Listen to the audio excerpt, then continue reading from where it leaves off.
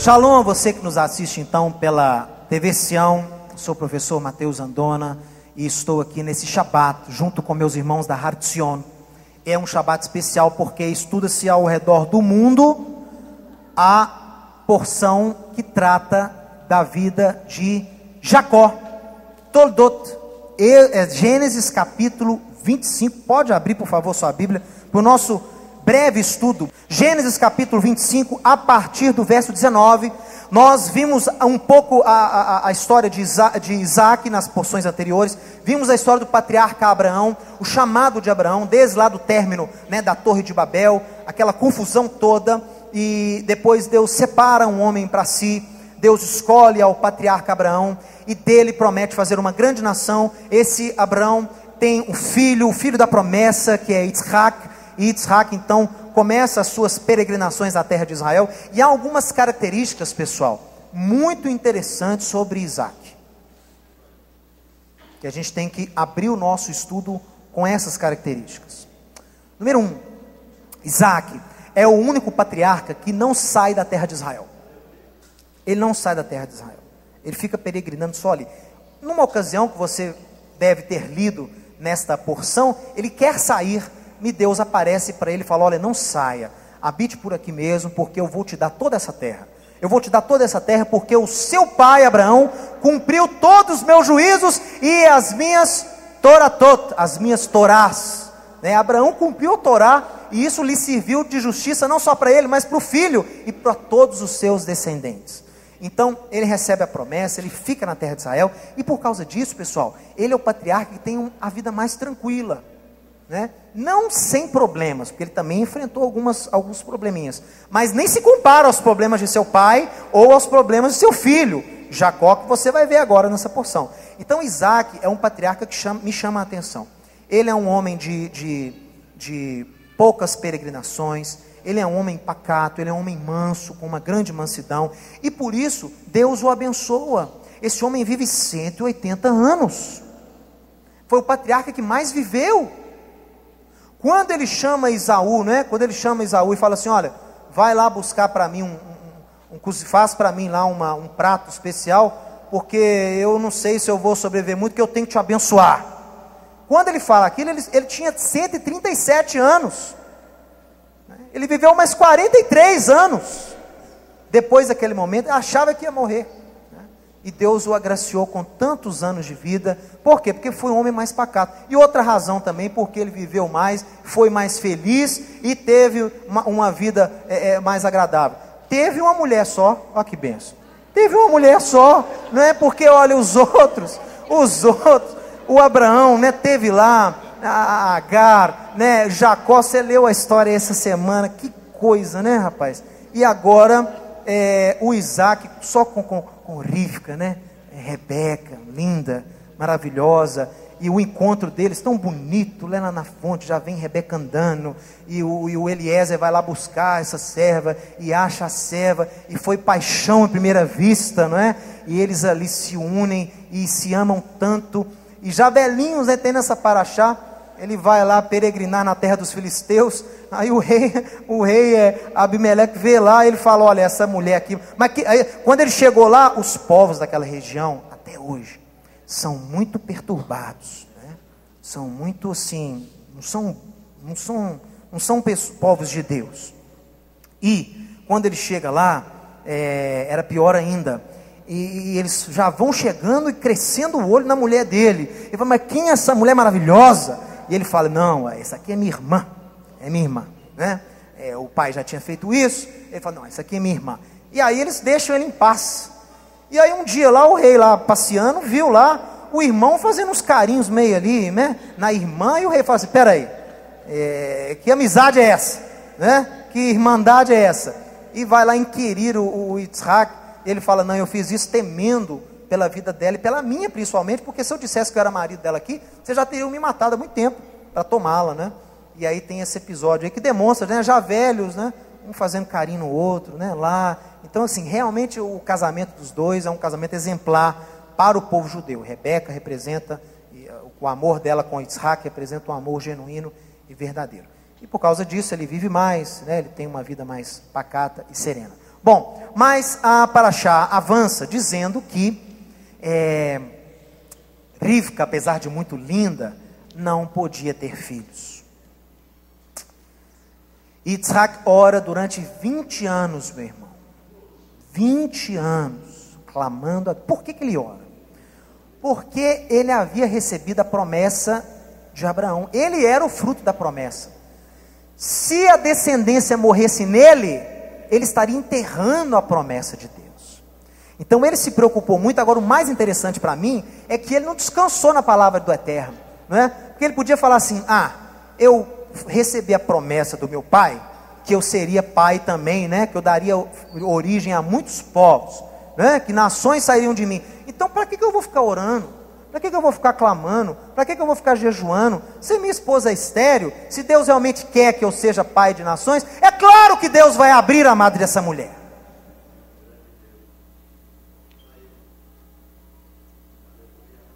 Meus irmãos, apesar de ser um patriarca sereno, ele não era em nada pacato, principalmente diante de Deus. Ele intercede e ele ora, e a Torá fala que ele clamou ao Senhor 20 anos. Provavelmente, na minha opinião, a esterilidade de Rebeca já era um teste para ele. Se ele iria se acomodar, se ele não iria se acomodar, se ele iria descansar na palavra de Deus. Já foi um teste para o patriarca. Mesmo tendo a promessa, ele ajoelha e ele clama 20 anos por sua esposa. E o Eterno ouve essa oração. É como se ele tivesse passado no teste. Não, né? Ele tem uma vocação. Ele me busca de coração. Ele quer ver a minha atuação. Ele quer ver o meu poder na vida dele. Ele não quer nada assim de mão beijada, não.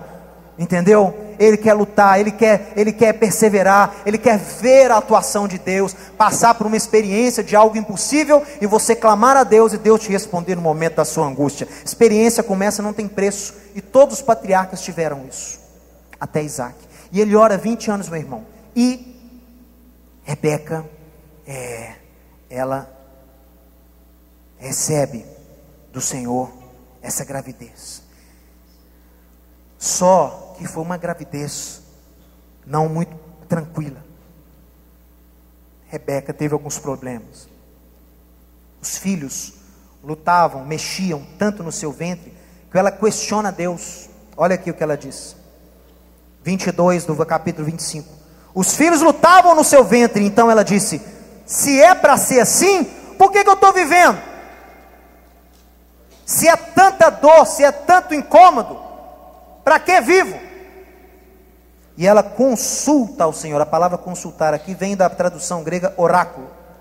Oráculos. Ela consulta a Deus aqui é uma consulta em termos proféticos. E Deus responde ela com uma profecia. Como Deus faz com os oráculos, né? Oráculos são diferentes de profetas.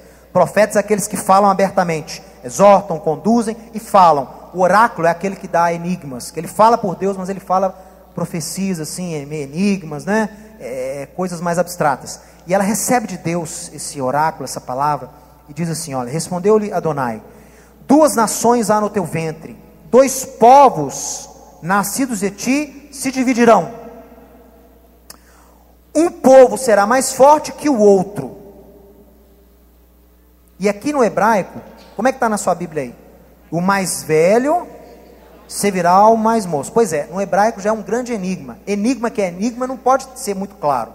O enigma no hebraico vem pela ausência da partícula et. Nessa última frase aqui, ó. Veharav, e o mais forte. Yavor, servirá. Aqui tinha que ser et atseir, ao mais novo, só que o texto em hebraico fala Veharav, Yavor, Haseir, ou seja, o mais velho pode ser traduzido como servirá ao mais moço, ou ao mais velho, o mais novo servirá. Ela tem dupla interpretação, essa frase aqui, porque está faltando uma partícula no hebraico. É o objeto do verbo, então a gente não sabe qual é a tradução correta desse trecho. E eu até acho que Deus fez assim claro que intencionalmente, para que a profecia fosse mais rica realmente. Porque ao mesmo tempo, veja você, ao mesmo tempo que o texto pode ser interpretado, o mais velho servirá ao mais novo, se vocês lerem a história de Jacó, ele é o mais novo, não é? Quem era o mais velho? Esaú, o vermelhão, peludão, não é? Nasceram dois filhos muito diferentes. Um nasceu maior, peludo, ruivo, e o outro, provavelmente ruivo, e o outro nasceu mais pequenininho, né, mais delicadinho, que foi o Jacó. Só que o Jacó, apesar de mais delicado, nasceu esperto. Nasceu o quê? Segurando o outro. Nasceu segurando o calcanhar do outro. Quer dizer, não vou deixar barato não. Você é maior e mais forte, mas eu estou na sua cola, vermelhão, né? Ele já nasceu dando essa impressão aí. Não era um camarada que era pacato de todo, não. Ele era um cara que ia buscar a sua parte, a sua porção no reino de Deus. Mas bem, esses dois nascem, e aí Rebeca recebe essa profecia. Se você continua lendo ao longo da história, até no encontro final dos dois irmãos, lembra lá?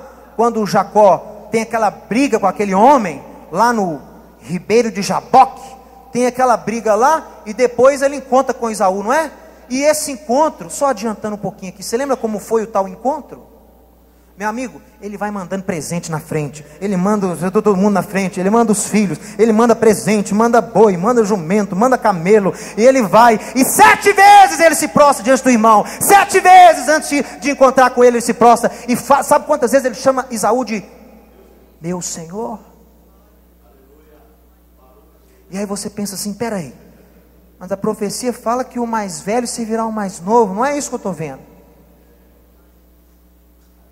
Por quê, hein? Por quê? Você vê o mais novo servindo o mais velho. Meu Senhor, aqui está o teu servo. Ele chamava Derrá. Aqui está Derrá, o teu servo. O teu servo fala, né? Ele fala com o irmão assim, ó, pisando em ovos. O teu servo está aqui. Aceita os presentes, meu irmão. Meu irmão, você está precisando aqui dessa loção, né? Desse pós-barba. Você está muito barbudo. Aceita aqui esse creme depilatório, né? Vai te fazer bem. Passa pelo menos a sua mão, meu filho. Passa pelo menos a sua mão para ficar uma coisa mais, né? Mas olha, manda esses presentes para o irmão. O que eu quero dizer com isso? Que é a abertura e já a conclusão, o ponto central do que eu tenho para dizer para você. Meu irmão, quando Esaú nasceu, Esav, também chamado de Edom porque ele era meio ruivo, e também porque o prato que ele vende a sua primogenitura, lá aos 15 anos de idade provavelmente, era um prato vermelho. No hebraico ele fala assim para o Jacó, me dá um pouco desse vermelho aí, esse vermelho aí. Ele repete a palavra vermelho 2 vezes. O prato era um tom avermelhado, por isso que ele é conhecido como Edom, o vermelho. Mas enfim, esse homem nasceu, ele era o primogênito de Isaac, neto de Abraão. Meu irmão, a semente da promessa passava-se naturalmente ao primogênito. É a ordem natural. Se tem alguém que já nasceu predestinado, foi o tal do Esaú. Porque ele nasceu, entendeu? Ele nasceu com seu pai, com uma vida mais tranquila, sempre morando em Israel, tinha a bênção de Deus, tinha sobre ele a responsabilidade de ser um dos patriarcas desse povo que surgiria, que seria bênção para as famílias da terra. Tinha uma bênção, ele tinha uma promessa de Deus, meu irmão. Você sabe o que é isso? Quando Deus fala para Abraão lá, a ti e a tua semente darei essa terra, a ti e a tua semente farei bênção para as nações, quem te abençoar será abençoado, quem te amaldiçoar será amaldiçoado, né? Você será, ser tu uma bênção. Essas promessas foram dadas ao herdeiro. Esaú tinha todas essas promessas nas costas. Era um homem que nasceu para dar certo. E nasceu com aptidões que para ele aqui na terra seriam muito boas. Ele era guerreiro, ele era caçador. Não estou falando das suas escolhas, mas das suas aptidões. Ele nasceu com essas coisas. Era um homem que tinha, como dizemos aqui em Minas, a faca e o queijo nas mãos. Tudo para dar certo. Tudo para dar certo. Mas Esaú esbarra num probleminha. Ele esbarra num conceito que Abraão foi confrontado com esse conceito e passou no teste. Isaac foi confrontado com esse conceito e passou no teste, mas parece que Esaú não entendeu muito bem. Abraão foi escolhido por Deus. Já era um homem justo, já era um homem conhecido na região quando Deus o escolhe. Já tinha saído lá da casa de Harã, lá da casa do seu pai. Abraão tem um teste a fazer, e ele passa nesse teste. Abraão, o teste dele que eu me refiro, não foi só o quase sacrifício de Isaac, não sabia disso? Sabe qual foi o verdadeiro teste de Abraão? Quando aqueles homens vêm visitá-lo, aqueles 3 homens, aqueles 3 anjos, e Abraão os recebe como um bom hospitaleiro, e um daqueles homens dirige-se a contemplar Sodoma, e começa um diálogo com Abraão. O teste foi esse. Um homem que seria chamado para ser bênção para as nações, ele tinha que amar os povos, inclusive os pecadores. E o anjo começa: olha, esse clamor aqui já chegou a Deus, e eu vim aqui para estabelecer o juízo sobre esse povo. Você lembra do que aconteceu? Senhor, não faça isso. Senhor, não faça isso. Pode ali ter justo também, o Senhor vai destruir o justo com o ímpio junto? O Senhor não faz isso. Não, peraí, olha, o Senhor, se tiver... Aí ele começa, né? A negociação, arriscando a própria vida. Ou você acha que qualquer um pode negociar com Deus assim? Mas se tiver 40, se tiver 30, se tiver 20, se tiver 10.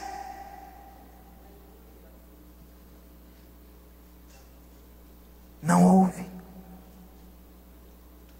E por amor a Abraão, Ló é salvo, com quase sua esposa, ou o que restou dela, e as suas filhas. Este foi o teste de Abraão. Ver se realmente ele teria o que era necessário para ser um patriarca. Ver se ele faria as escolhas certas. Ele poderia muito bem falar o que nós falamos nos nossos dias, o que muitos de nós fazemos todos os dias. Deixe que o pecador se afunde no seu pecado. O que tenho eu a ver com esse pecador aí?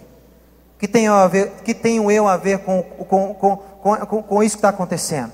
O que tenho eu a ver com essa cidade pecaminosa?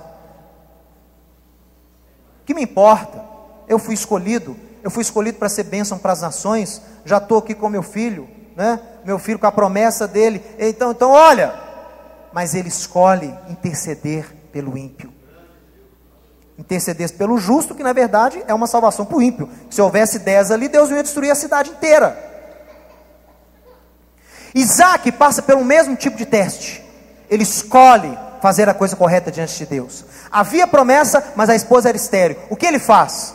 Relaxa, descansa, dorme o dia todo esperando o milagre chegar como meu pai diz, pela lareira? Ou ele bota o joelho no chão, intercede, clama por uma experiência com Deus? Ele faz a escolha correta e é aprovado. E esse agora que nasceu, Esaú, nasce com promessa, nasce com exemplo do pai e do avô, nasce com conhecimento, nasce com potencial, tudo. Mas ele toma escolhas erradas na sua vida. Esse homem nasceu predestinado a ser um dos patriarcas da casa de Israel. Joga tudo fora, porque não faz jus a essa predestinação que teve. Meus irmãos, quando você nasce, há 2 caminhos predestinados para você.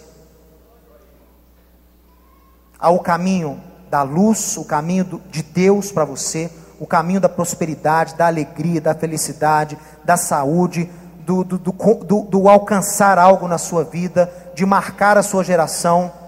Esse é o caminho que toda a humanidade recebeu como predestinado.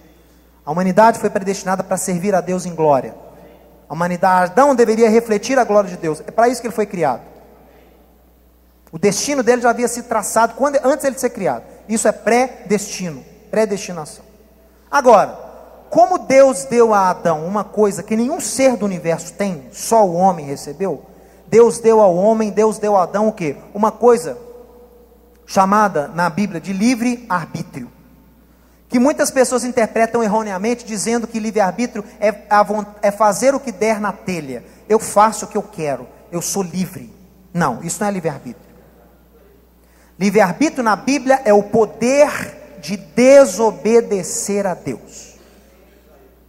Por isso que eu digo, nenhum ser do universo tem poder de desobedecer a Deus, a não ser o homem.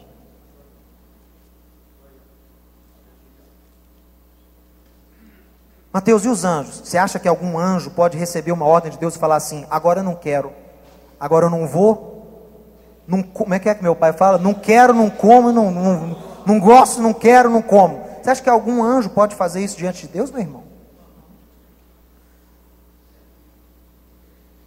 O homem foi o único ser criado à imagem do Messias, que o Messias também tem esse poder, criado à imagem do Messias, com o poder de desobedecer a Deus. Ele pode escolher não temer a Deus. Os rabinos falam que tudo está sujeito à autoridade divina, tudo está sujeito ao temor de Deus, menos o temor de Deus. Deus não pode obrigar você a servi-lo, você não. Isso é chamado de livre-arbítrio, é o poder de escolher o seu caminho. E por que eu digo que esses caminhos já foram predestinados? É só você ler Deuteronômio, capítulo 27, capítulo 28. Eis que coloco diante de vocês a bênção. Olha aqui, ó a bênção lá, ó o caminho da bênção. Olha aqui o caminho da bênção. E ele descreve o caminho da bênção.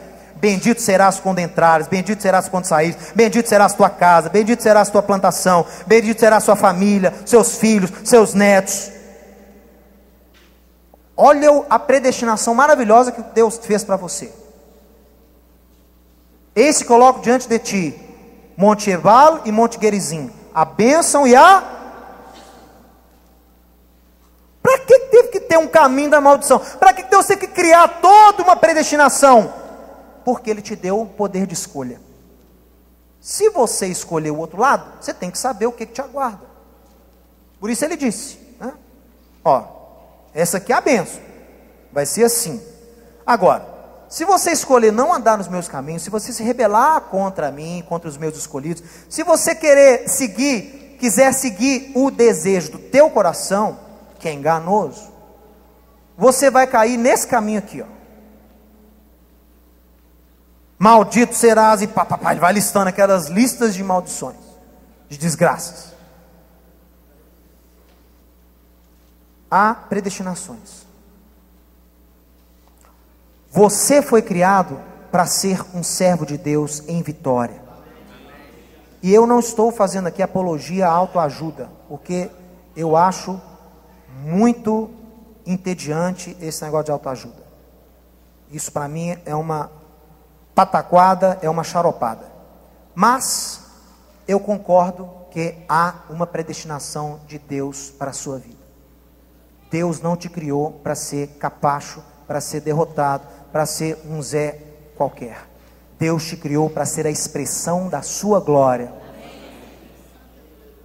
Eu não preciso ser profeta para dizer isso. Eu sei porque Deus assim criou todos os seres humanos. A intenção do Pai era ter filhos semelhantes ao seu Filho. E tudo o que há de melhor nesse mundo, lembra lá porque a bênção que Deus deu para Israel? Vocês herdarão todas as riquezas dessa terra. Vocês tomarão posse. Então isso eu vejo que é uma vida, não é uma vida, é uma vida boa. Boa. Não é que você se apegará a essas coisas, mas essas coisas vão fazer parte da sua vida. Prosperidade, você vai ter um bom imóvel, uma boa casa, um bom carro, vai ter cultura, vai poder viajar, vai ter dinheiro para viajar, vai ver outros países. O mundo não é só Belo Horizonte, não, meu irmão. O mundo não é só Barreiro, não. Tem mais coisas para você conhecer na vida. Tem línguas para você aprender, tem idiomas para você dominar, tem culturas, tem homens, tem pensadores que já existiram em outros lugares que você deve conhecer. É a expressão de Deus, o poder de Deus no mundo. Deus nos deu, Deus nos dotou desta bênção. Você foi criado para reinar, e reinar em todos os aspectos. Reinar com Ele. Deus não te criou para derrota, Deus não te criou para depressão, Deus não te criou para ser uma pessoa doente, nem afligida por nada. Deus te criou para ter domínio sobre a sua própria carne, Ele diz isso lá no Gênesis. Você te criou para ter domínio, então todo esse potencial está sobre você. Já nasceu direcionado. Só que você não pode cometer o erro que Esaú cometeu. Tinha a bênção, tinha a promessa, tinha a predestinação, tinha o legado e fez o quê? Escolheu não andar nesse caminho. Mateus, o que você está me dizendo agora é um pouco complexo. Você quer dizer assim que se Deus determina uma bênção para alguém, se Deus determina e dá uma promessa para um sujeito, e se esse sujeito escolhe não andar, não fazer jus a essas promessas, ele perde essas promessas? Sim, perde. Então Deus não tem poder? Deus tem poder, mas Ele não interfere no poder que Ele te deu de escolher servi-lo ou não. Mateus, mas uma palavra de Deus, Deus errou? Não, Deus não errou, meu irmão. Deus jamais erra. E eu digo que conhecendo a sua onisciência, Ele já sabe das suas escolhas, mesmo antes de você tê-las, mas Ele não interfere nelas. Ele escolhe não interferir. Eu não estou questionando a onisciência de Deus. Ele é onisciente, Ele sabe das suas escolhas antes que elas aconteçam. Ele sabe de todos os seus dias antes que você saia do ventre da sua mãe. Já está tudo determinado. Ele sabe o que você vai escolher e como você vai viver. Mas Ele jamais vai interferir ou vai te obrigar a pecar. Nem o diabo te obriga a pecar, nem Deus vai te obrigar a pecar.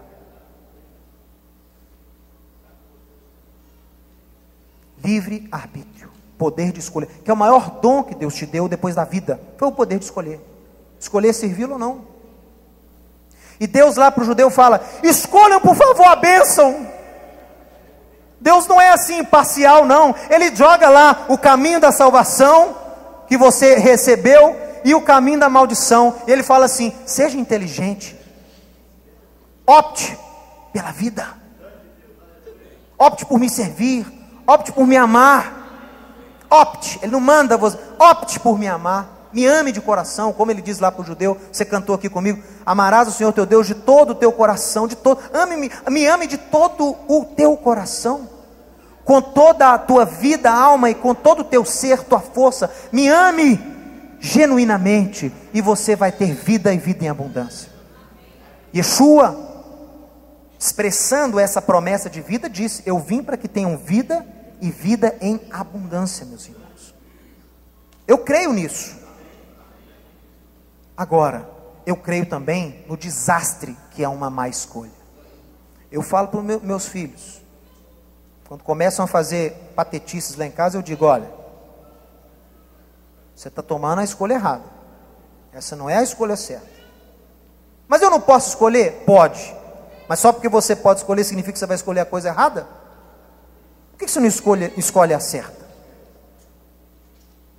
Escolhe ter o bom comportamento, escolhe obedecer o seu pai e sua mãe, escolha ser a bênção. Mateus, mas agora eu fiquei confuso, porque eu já escutei outras pessoas em outros lugares dizendo que quando Deus determina algo, quem é o homem para que mude? Mas não é bem assim. Até mesmo os piores juízos de Deus podem ser revogados. Não fui eu que disse isso não, Ele disse: um espírito quebrantado e um coração arrependido, eu não consigo desprezar. Mesmo que você já tenha entrado em juízo, e Deus não dá o juízo por acaso, por ver o prazer, Ele dá o juízo porque você cava esse juízo na sua vida, você o chama para a sua vida. Você começa num determinado momento da sua vida a colher os frutos das suas escolhas tolas, e todas elas voltam para você um dia. Não se iluda. Todas as suas escolhas voltam para você, as boas e as ruins, tudo volta para você. Você vai ser confrontado com todas elas numa etapa da sua vida, se já não foi.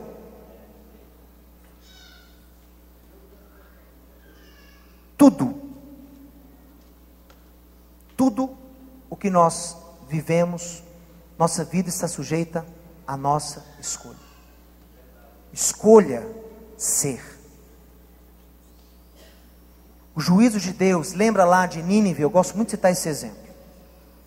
Deus mandou Jonas, mostrou para ele, revelou para ele, o cara era profeta. Vai lá e anuncia a destruição. Não mandou anunciar arrependimento não, meu irmão. Está me olhando aqui? Leia Jonas, e você vai ver que Deus mandou o quê? Ele anunciar o juízo. Tem papo furado mais não. Acabou. Já chegou a mim essa iniquidade dessa cidade. Acabou. Vai lá e manda destruir agora. Só anuncia que vai ser destruído. Aquela trajetória toda de Jonas, né? Tem aquela coisa toda lá. Por quê? Porque ele escolhe, ele tenta fazer uma escolha. Eu não quero ir. E Deus começa a trabalhar nesse livre-arbítrio dele, né? Sem pressão nenhuma.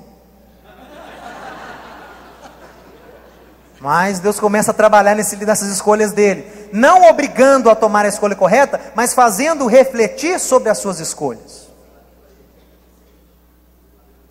E ali, naquelas aventuras todas, ele é E olha só, deixa eu te falar uma coisa. No cristianismo, a gente entende a história de Jonas e a baleia, né? Foi transformada em baleia, como uma história muito assim para criança, né? Você conta para os seus filhos, escola dominical. No judaísmo é uma das histórias mais sérias que nós temos. Porque na cultura judaica e no texto bíblico, Jonas, ele morre no ventre da baleia. Ele intercede, ele morre, porque é impossível uma pessoa ficar viva dentro da barriga de um peixe. E Deus o ressuscita, para que ele possa anunciar esse juízo lá em Nínive. Tanto é, escute aqui, tanto é que um dos símbolos dos primeiros judeus seguidores de Cristo, antigamente, era um peixe com uma cabeça à boca. O que significa um peixe com a cabeça na boca? Jonas ressurreto. Era o símbolo do cristianismo, era o símbolo da ressurreição, era um peixe com a cabeça assim na boca do peixe. Quem já viu esse símbolo aí? Algum historiador, algum teólogo já viu isso? Isso é um símbolo muito comum. Era um peixe, por isso que o peixe virou o símbolo do cristianismo. Não é porque os gregos inventaram, não. É porque no judaísmo, o peixe era um símbolo da ressurreição. E com o tempo os gentios foram perdendo as características do peixe, né? Tiraram a cabeça dele e ficou só um peixe. Mas no judaísmo, se você vê os túmulos lá de judeus, discípulos de Cristo, na época de Cristo, todo o ossuário tem desenhado um peixe com um homem saindo da boca dele. É o símbolo da ressurreição. Era um símbolo dos fariseus também, que os fariseus criam na ressurreição e utilizavam esse peixe com a cabeça na boca. Pois bem, Jonas é vomitado lá em Nínive, anuncia o que Deus mandou ele anunciar, só o que acontece? O que acontece? Meu amigo, o rei proclama um arrependimento nacional, mandou até os animais vestir de pano de saco e jejuar. Você já viu isso? Agora eu entendo o motivo da pressão de Deus para que Jonas tomasse a decisão certa. Sabe por quê? Porque ele sabia que o povo de Nínive ia se arrepender. Ele trabalhando com Jonas e ele anuncia, e o povo, meu amigo, para surpresa dele, arrepende, e até o boi jejua. Olha para você ver que vergonha, né? Você não consegue jejuar nem arrepender, até o boi lá atrás jejuou e arrependeu pelos pecados dele. E aí Deus vê aquilo e anuncia o quê? A salvação da cidade, meu irmão. Peraí, mas não houve um decreto? Não houve uma palavra dos céus? Houve, mas houve arrependimento genuíno. E quando há arrependimento genuíno, meu irmão, e restituição, o céu se transforma. Destinos são reescritos. Mas estava predestinado para cair? Estava, mas houve arrependimento, houve mudança genuína. E isso Deus fala que ele se compraz muito disso.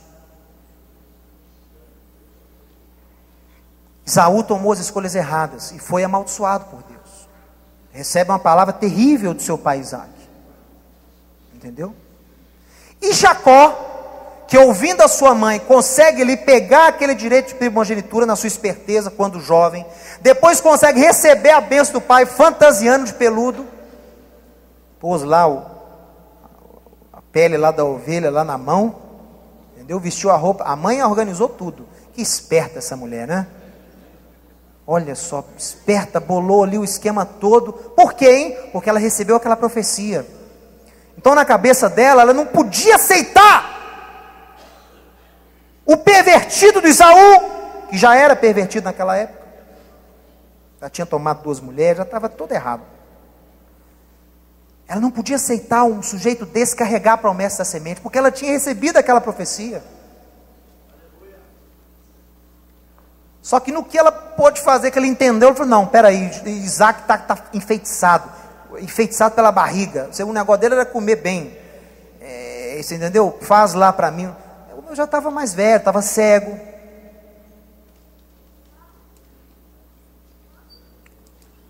E aí Jacó burla ali o seu irmão uma vez, burla o seu irmão 2 vezes, o irmão vai lá receber a bênção, o pai já tinha dado a bênção para o Jacó.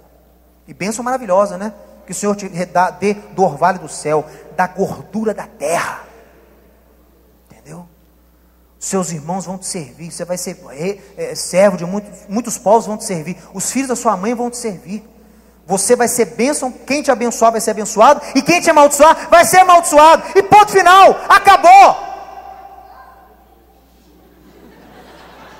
Um entendeu? Chega o Esaú, não tem mais bênção. Meu pai, o senhor tem uma bênção só? Meu filho, essa bênção que eu dei, todo dia eu acho que Isaac devia abençoar os filhos, né? Deus te abençoe, meu filho, Deus te abençoe. Mas nesse dia, era o dia da bênção, que ele ia transferir uma bênção. É diferente. É diferente. O sujeito está transferindo um legado, transferindo uma herança. É isso que aconteceu. Como já havia sido transferido, não tinha retorno. E aí o Esaú insiste, antes não tivesse insistido, porque o que ele recebe. Mas ele tem uma promessa também, no dia que você se libertar, você vai conseguir tirar o jugo do seu irmão sobre você. É uma promessa muito especial para Esaú. Mas enfim, meus irmãos, Esaú dançou. Esaú depois pegou uma mulher lá, da filha de Ismael, se uniu onde não tinha, ele foi onde não podia ter ido, ele se uniu, casou com quem não podia ter casado, escolheu fazer o que não podia ter escolhido, e Deus o que? Honrou essa escolha dele, dando para o outro esse direito. Mas Jacó, você vai ver que não nessa porção, mas na próxima, meu amigo, esse camarada Jacó come o pão que o diabo amassou. Não vem me falar, porque você não pode dizer que o nome Jacó não significa enganador. Significa sim. O irmão dele fala isso. Não é à toa que o nome dele é Jacó, pela segunda vez me engana. Jacó significa calcanhar. E a Ekev é calcanhar. Entendeu? Ele não nasce com a mão no calcanhar do outro. Então o nome dele foi calcanhanhado, alguma coisa parecida, se eu fosse traduzir ao pé da letra. Entendeu? Não tinha nada a ver com engano. Mas como em hebraico a expressão de engano significa puxar o calcanhar, lá em hebraico se você diz puxar o calcanhar, significa o quê? Enganar. Então o nome dele ficou meio com duplo sentido. Não é que a mãe pôs nele, o pai pôs nele o nome de enganador. Não, o nome dele foi aquele que pega o calcanhar, só isso. Mas como em hebraico a expressão de enganar significa puxar o calcanhar, o nome dele ficou com duplo sentido. E o irmão fala isso. Não é à toa que o nome dele é Jacó. Olha o que o camarada fez comigo já a segunda vez. E dessas escolhas que Jacó faz também, mesmo recebendo a bênção, Deus cobra dele centavo por centavo lá com o seu tio. Meu amigo, centavo por centavo. Tudo que ele... mas foi a mãe dele. Não interessa. Ele não escolheu obedecer, ele não escolheu fazer. Deus vai cobrar, deixa eu te dizer uma coisa. É bom você ter Deus como seu devedor, e não você dever a Deus. É bom tê-lo como nosso devedor, porque ele sempre paga o que deve com juros. Sempre. Tudo que você faz por ele, ele vê e te retribui. Ele é um Deus galardoador, o autor de Hebreus fala isso. Para você agradar a Deus, tem que saber 2 coisas. Que ele tem que ter fé em Deus, tem que saber que ele é galardoador. Ele recompensa quem escolhe servir. Ponto. Se você faz uma coisa, se você obedece, guarda a sua lei, você está fazendo Deus o quê? Ele é seu devedor. Agora, se você fica devedor a Deus, cuidado. Porque ele também, ele paga, mas ele cobra. E ele cobra com juros. E Jacó pegou todas as suas más escolhas, ele refletiu nisso tudo lá no Labão. Pegou um tio mais calcanhado que ele. Muito mais.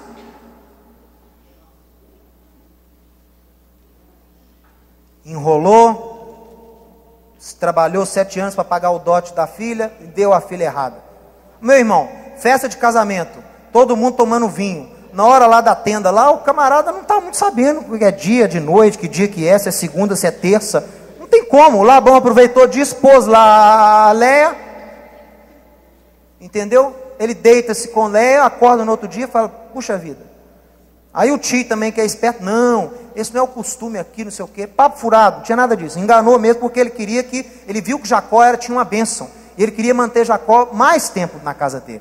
Aí ele inventa essa história e dá a Raquel, mas ele é obrigado a trabalhar mais 7 anos. A filha custava muito caro para o pai. As mulheres trabalhavam demais, meu irmão.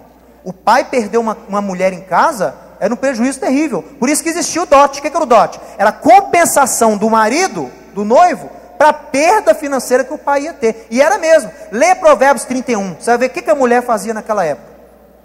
Arava o campo, trabalhava, plantava, negociava, comprava, vendia, fazia manta. Era assim, a mulher, olha. O pai perde uma figura dessa em casa, é um rombo no orçamento. O camarada tinha que compensar. Jacó não tinha dinheiro, o que ele fez? Ele compensou com trabalho, pagou com trabalho. Trabalho dela, muito bem lembrado. Mas é esperto, tem que ser assim mesmo. Entendeu? Então, meus irmãos, você tem isso aí. E eu quero terminar dizendo o seguinte: não menospreze o direito que existe sobre a sua vida. Não faça como Esaú. Desprezou o direito de primogenitura. Não despreze aquilo que Deus colocou sobre a sua vida. Você foi predestinado para vencer. Você foi predestinado para andar com Deus, para lutar, para ter domínio sobre a sua carne, para ter uma família unida e na sua casa. Tudo isso foi predestinado para você. Mas nem porque foi predestinado, você vai ficar sentado esperando acontecer. Ah, o Eterno prometeu que minha família ia ser salva. Até agora não estou vendo nada. E o que você está fazendo?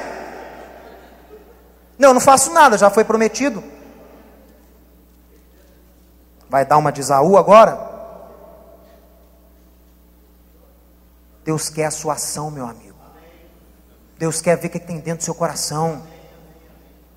Deus quer ver o que tem lá dentro. Às vezes são testes que caem sobre você e você fica tomando bomba atrás de bomba.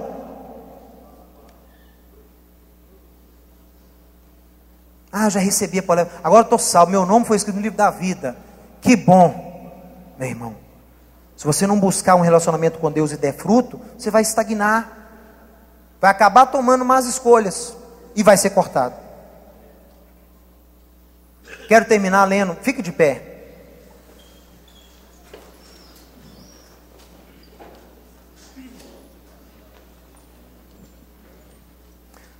Não aceite essa doutrina que é antibíblica.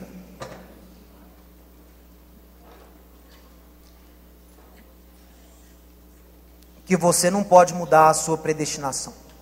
Ah, meu amigo, eu digo que pela Bíblia você pode sim. Ou mudar para melhor, ou mudar para pior. As escrituras são simples.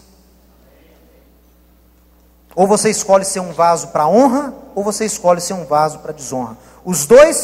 As duas predestinações já existem. Você escolhe em qual caminho você quer, em qual vaso você vai pular de cabeça. Só não delongue muito a sua escolha, não, porque pode ser tarde demais. Chega um momento que é tarde demais. Busca o Senhor enquanto Ele está perto. Invoca-o enquanto Ele está próximo. Por que Ele diz isso? Porque vai chegar um momento que você não vai estar próximo de Deus. Nem arrepender você vai conseguir. Mateus, existe esse momento na nossa vida? Existe. onde o sujeito busca o arrependimento e não acha. Existe.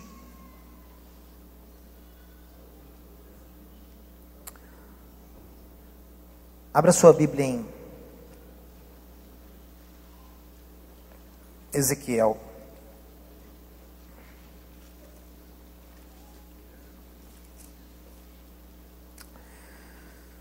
Ah, meu irmão.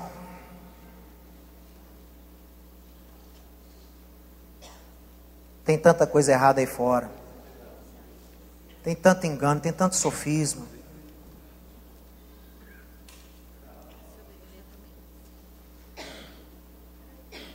A gente vê o povo perecendo porque não conhece a Deus. Falta conhecimento, falta discernimento, falta poder, falta...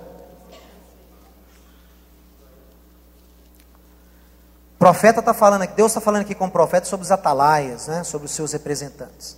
E aí olha o diálogo que Deus tem com Ezequiel, no capítulo 33, no verso 12. Eu quero ler bem claro para você. Não precisa ser teólogo, não precisa ser exegeta, basta saber ler. Se você sabe ler, você vai entender o que está escrito aqui. Olha aqui.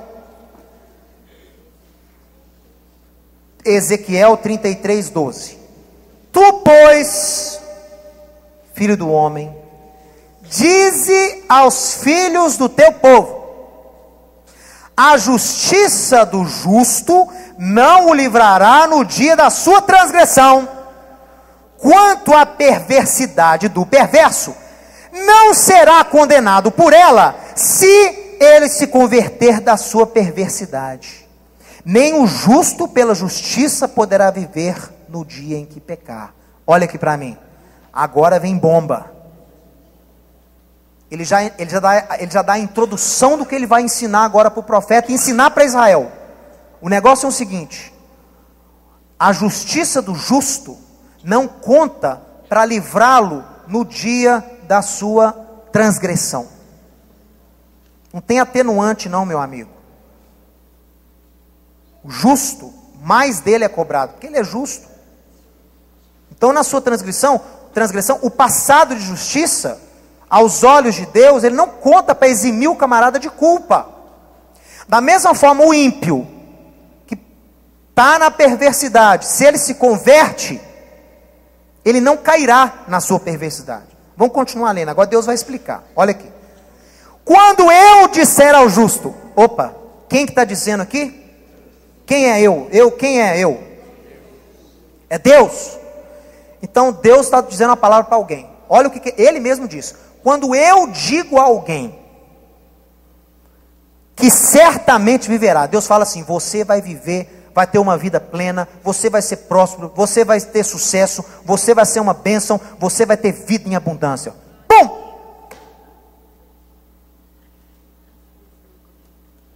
Quem dera você analisar um exemplo de alguém que recebeu uma coisa dessa. Uma palavra de Deus, não é palavra de profeta não. Deus falou. Deus falou: ó, você vai viver. Pum! Continua lendo.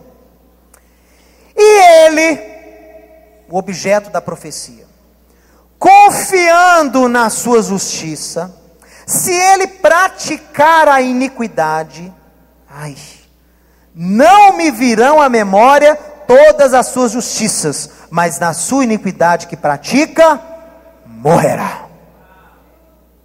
Meu irmão, diga misericórdia. O caminho é mais estreito do que você pensava. É por isso que você tem que dizer não a essa balela charopada de salvação incondicional. Não existe isso. Você é salvo pela graça de Deus, pela graça você é colocado no caminho da vida. Agora cabe a você manter-se lá. Tem que ter as boas escolhas, tem que procurar servir a Deus em novidade de vida, tem que ter boas obras para mostrar, tem que ter fruto. Se o justo confiar na promessa que recebeu, confiar na bênção que recebeu, confiar no caminho da justiça que foi colocado, e ele, confiando na sua própria justiça, escolher o caminho da transgressão, olha aqui, ó. Não virão à memória de Deus as suas justiças, mas na sua iniquidade que pratica, morrerá. Agora, verso 14. Quando eu disser ao perverso, isso aqui para mim é tremendo. Deus disse ao pecador: você vai morrer. Misericórdia. Você já pensou se Deus disser isso para você? Muitos de nós já pulam do precipício no outro dia. Como é que você pode ir contra um decreto divino? Deus virou para você e fala: você vai morrer.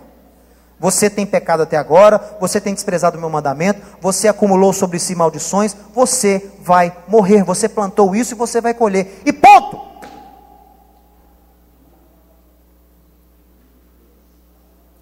Quando eu disser ao perverso: certamente morrerás, mas se ele se converter do seu pecado e fizer juízo e justiça, e, diga, restituir esse perverso o penhor da sua dívida, e pagar o furtado, e andar, diga andar, e andar nos estatutos da vida, e não praticar a iniquidade, olha o que Deus diz: certamente viverá e não morrerá.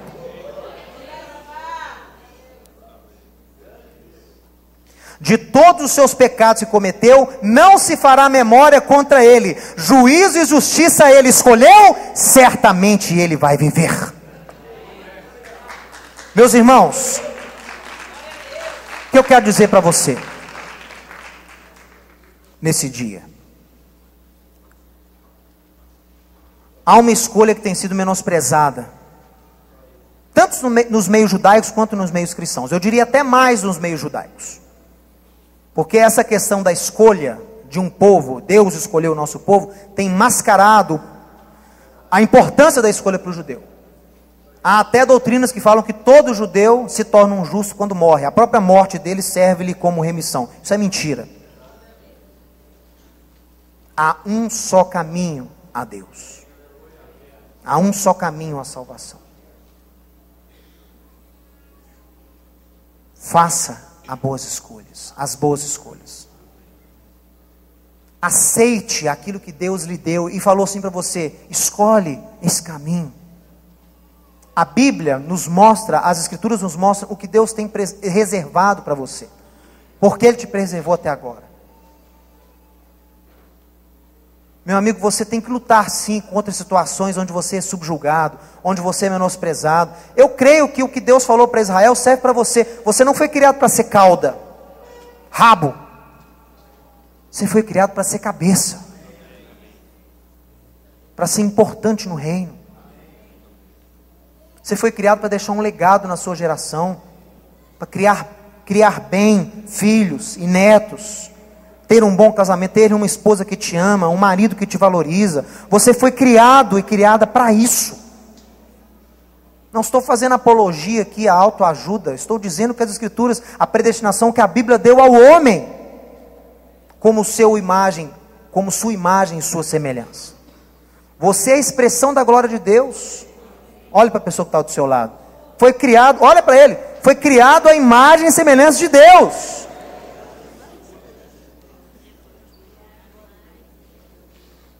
A pessoa que está do seu lado não é uma pessoa qualquer. Uma pessoa criada à imagem e semelhança do Eterno e que tem um propósito único e divino. Dentro da predestinação geral que há sobre nós, que é reinarmos, sermos prósperos, felizes, há predestinações individuais. Por quê? Porque somos seres diversificados. Temos almas diferentes. E aquilo que Deus preservou para você, e aquilo que Ele escreveu lá antes de você nascer, a seu respeito, aquilo que você ia alcançar, aquilo que você ia concretizar na sua vida, entendeu? As coisas que você ia conquistar, aquilo tudo foi feito. Mas se você escolhe o caminho da iniquidade, na iniquidade que você escolher, você vai morrer. E você vai levar para o cemitério. Desculpa, mas a verdade é essa. Você vai levar para o cemitério todos aqueles planos que o Eterno planejou para você. Vai enterrá-los com você. O tempo que você tem para implantar isso é aqui, é agora. Depois da ressurreição vai ser outro esquema. Tem que aproveitar o tempo que lhe foi dado agora. A vida que lhe foi dada agora. Entendeu? Porque se você Se você crê, mas não realiza nada, se você crê, tem fé, mas não concretiza nada, se você descansa igual Esaú, descansa na promessa. Eu gosto de um corinho aí dos crentes que não é dormindo na promessa, é firme nas promessas. Tem que estar firme ali, ó. Peraí, prometeu. Eu tenho isso, é meu direito? Então agora eu vou lutar, vou fazer jus a isso. Vou conquistar.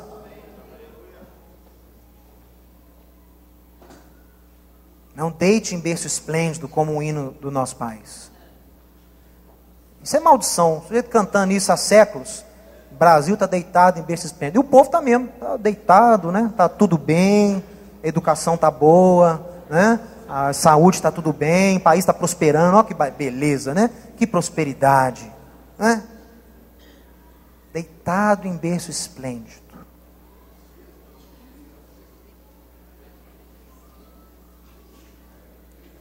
Muitas vezes eu vejo a igreja deitada em berço esplêndido, de sofismas, coberto com sofismas.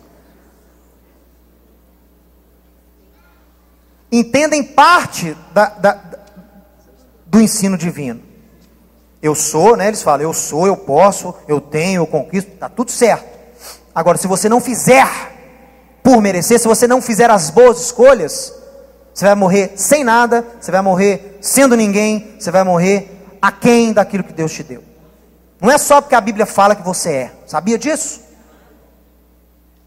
Não é só porque alguém deu uma promessa, que a promessa já se cumpriu automaticamente na sua vida. Isso não é bíblico. O espírito do profeta está sujeito ao profeta. Se Deus te deu o livre-arbítrio, Deus te deu o poder de escolha, use isso a seu favor. Recebeu a bênção, recebeu a promessa, lute por ela, concretize-a na sua vida, entendeu? Se eu já tenho, seja meu direito, vou lutar por ela, é claro que eu vou ser um vencedor, eu vou me esforçar. Você já tem a faca e o queijo na mão, e Deus vem com um pedacinho de goiabada para você. Se você escolher fazer o corte certo, na hora certa, Ele já vem com a goiabada. Não se rebele contra Deus, meu irmão. Não se deite no berço esplêndido da predestinação cristã. Faça por onde? Honre aquele que morreu no madeiro por você.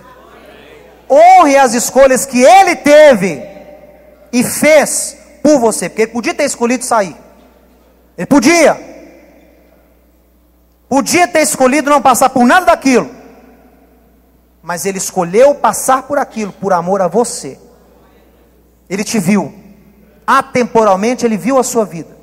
Eu creio nisso. Se fala que Ele carregou sobre si os pecados da humanidade, Ele viu no madeiro. Ele viu no madeiro todas as suas angústias naquele momento.